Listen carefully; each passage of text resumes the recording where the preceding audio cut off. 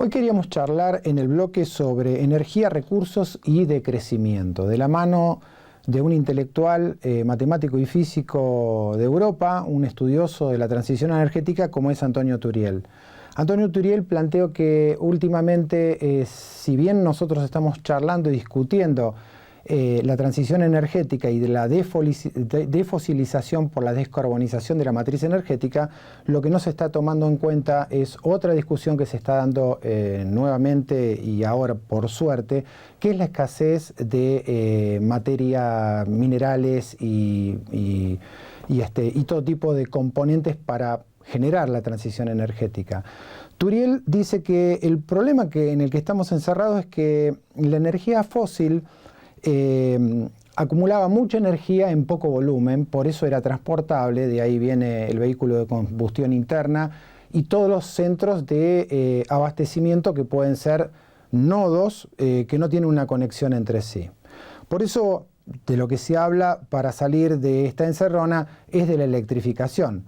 Ahora bien, la electrificación tiene una serie de problemas que en general uno no piensa, que no tiene que ver con las baterías, tiene que ver en realidad con la matriz de generación de energía eléctrica y con las industrias de base como la química y las acerías, que demandan muchísimo carbón, muchísima temperatura y en este caso sería muy complicada poder convertirlas totalmente a un sistema eléctrico.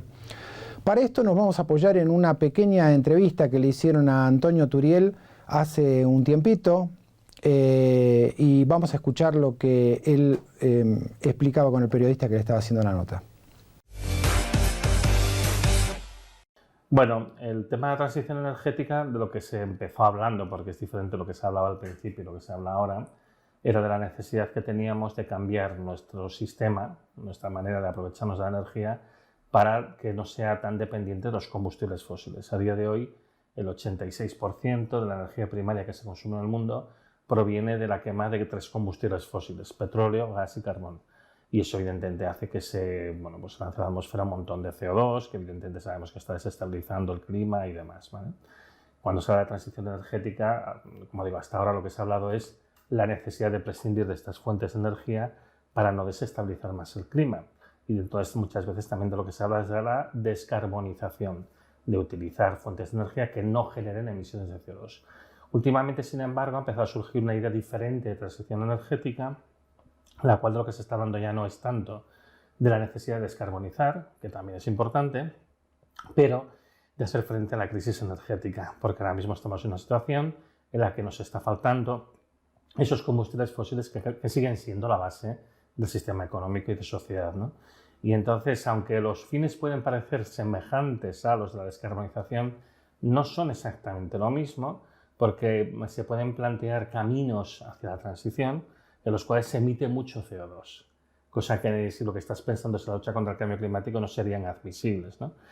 Y me temo que, por desgracia, lo que está dominando ahora la discusión de la transición energética es esta segunda visión, la de vamos a asegurar que sigue llegando energía para mantener nuestras fábricas en marcha, nuestro sistema económico tal cual, aunque esto pueda implicar durante un tiempo aumentar de una manera inapropiada desde un punto de vista de lucha contra el cambio climático las emisiones de CO2. La transición energética, y de hecho se ha incrementado mucho, sobre todo en países pues, como Alemania o como en España, la cantidad de energía que se produce por medios renovables. Sin embargo, cuando uno mira el conjunto del mundo, y no olvidemos que nosotros una buena parte de nuestro consumo lo que hemos hecho es llevárnoslo a China, lo hemos externalizado, entonces hay que mirar por eso el conjunto del consumo de energía del mundo.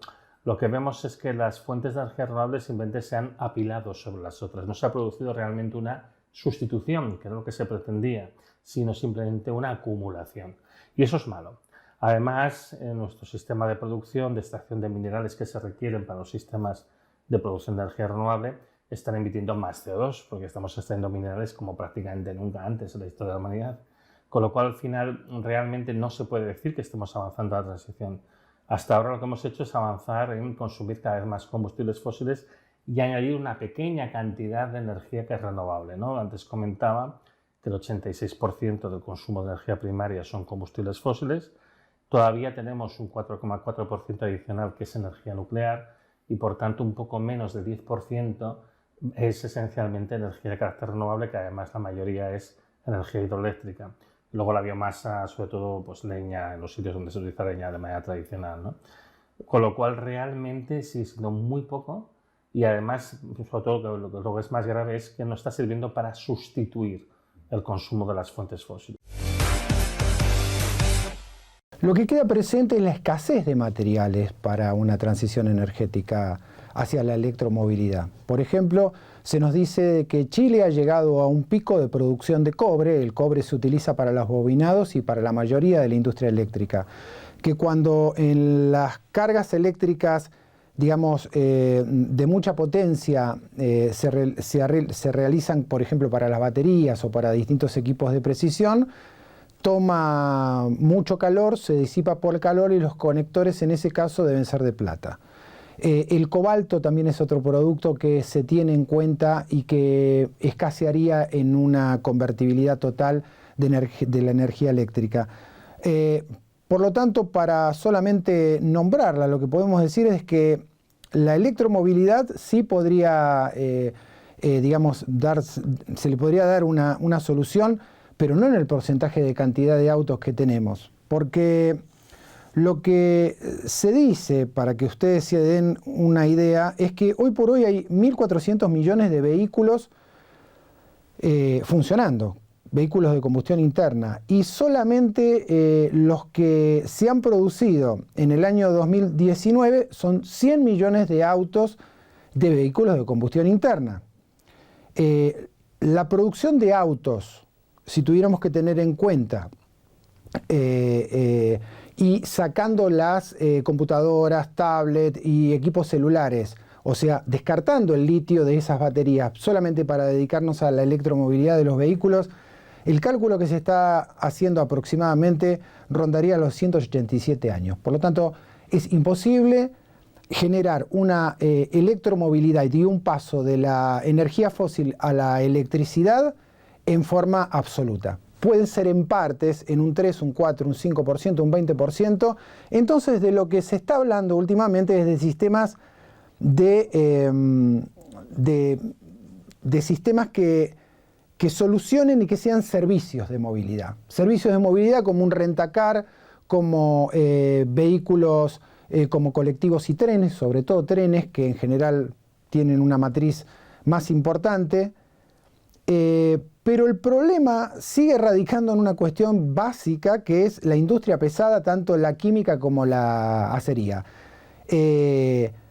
Turiel dice que se podría llegar a tener en cuenta el hidrógeno verde que se está produciendo y que sin embargo es muy caro y que hoy por hoy la captación del hidrógeno verde por parte de las fuentes de energía renovables como aerogeneradores, paneles solares, en otro bloque estuvimos explicando esta situación, el 50% de esa energía también se disipa, por lo tanto es carísima, pero podría lograrse puntos de fusión para poder fundir metales.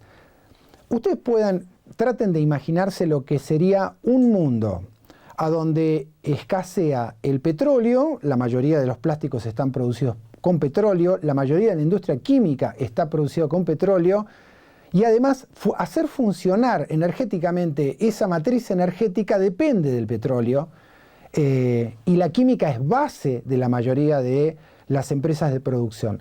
Por eso él nos habla del decrecimiento. El decrecimiento es una planificación, digamos, transversal que se debería producir y que ya deberían estar pensando las autoridades políticas, porque el cambio climático se está produciendo a una velocidad increíble, cada vez quedan menos depósitos. Nosotros increíblemente somos un país que en los próximos años se dice, desde algunos sitios oficiales, vamos a tener soberanía energética, como una cosa extrañísima, porque la mayoría de los países del mundo, incluso por la guerra de Ucrania, tienen graves problemas de energía, y con vaca muerta y con la producción de gas, que es esto que le llaman energía puente, la Argentina podría estar teniendo autonomía energética. Por supuesto, no estamos hablando de grandes cantidades de liberación de CO2 al ambiente con lo que eso conlleva. A veces las situaciones no son como uno las piensa, y cuando se le busca la forma al sistema de producción capitalista nos damos cuenta de lo que siempre decimos. En un mundo finito no se puede crecer al infinito. Y como una frontera que puede llegar a estar adelante nuestro si las sociedades y los políticos no saben resolver esta situación, es una sociedad tecno-utópica, lo que se le llama ecofascismo, donde poca población, un sector muy pequeño, maneje los destinos de la mayoría. Queríamos reflexionar sobre esta situación, nos volvemos a ver en el próximo programa.